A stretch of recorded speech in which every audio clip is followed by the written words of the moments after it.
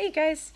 So today we're going to read Hedgie's Surprise by Jan Brett. I hope you like it. Hedgie's Surprise by Jan Brett.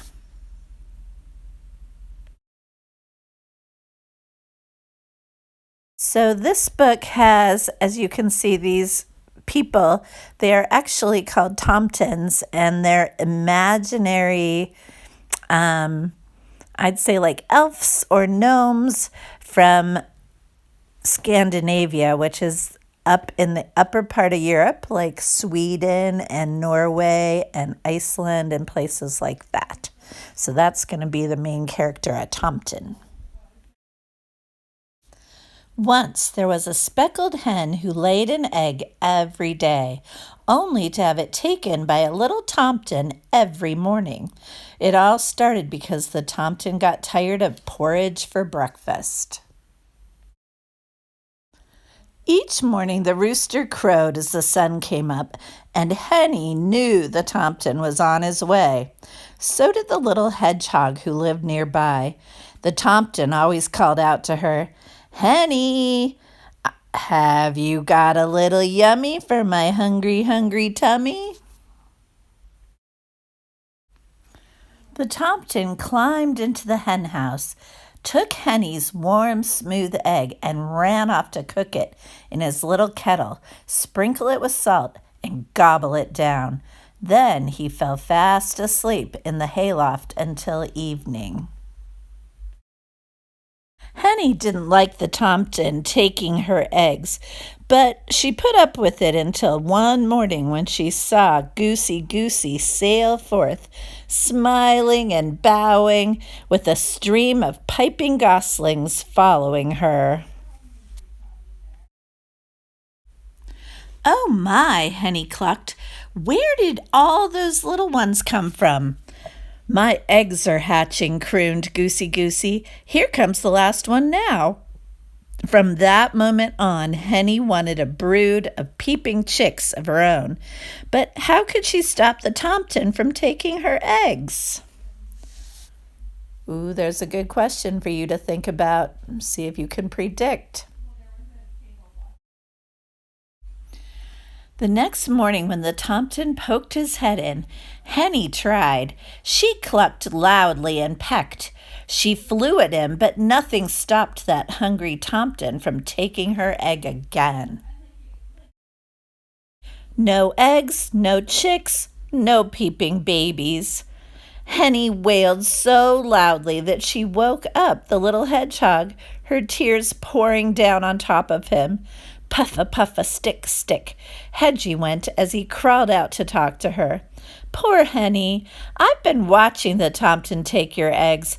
I'll help you trick him into stopping."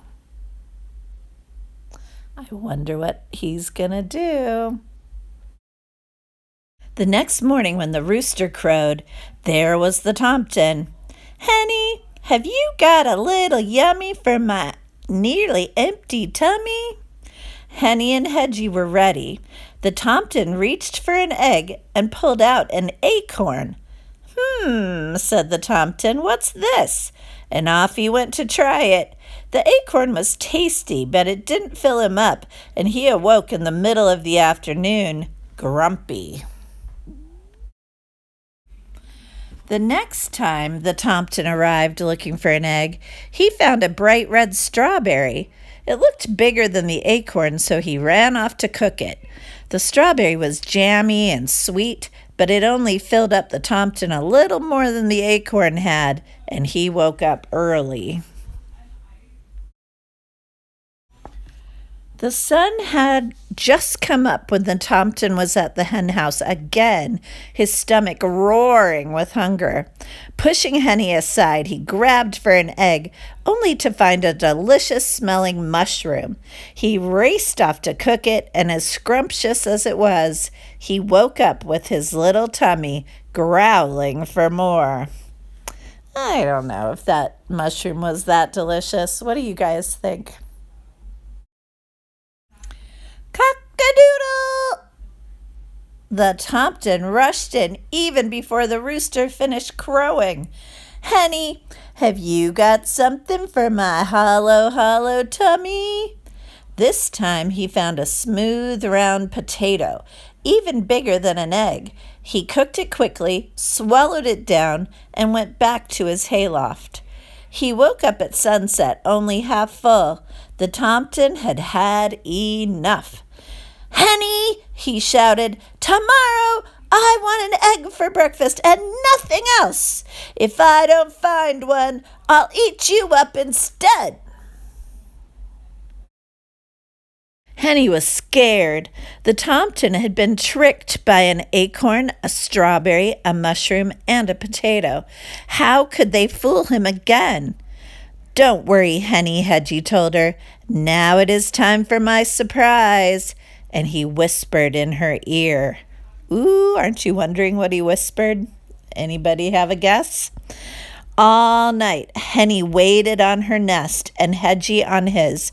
As soon as it began to get light, Hedgie gently covered his nest with straw and got ready for the surprise. What is it? Henny and Hedgie could hear that Tomten's stomach rumbling like thunder a mile away. He burst into the hen house, pushed Henny aside, and grabbed.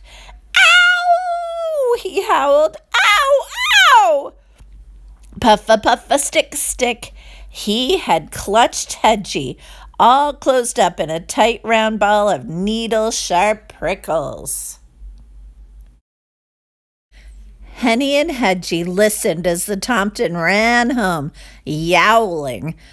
Thank you, Hedgie, Henny said, looking at her dear friend. I'm sure that Tomten won't be back here again for breakfast, but what I can't figure out is, where have you hidden my eggs? Anybody know? Where are they? Just then, Henny heard a little peep. Then another coming from Hedgie's nest. She looked over and saw the straw begin to move.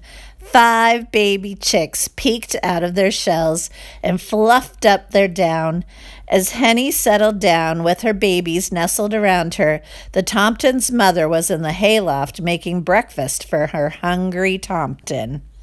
Aw, look how cute they are. What do they remind you of? Hedgie, Hedgie, Hedgie, you are full of surprises, Henny cried as she led her baby chicks out into the sunshine. But the little Tomten didn't hear a word. He was sound asleep, his tummy full of tasty porridge. The end.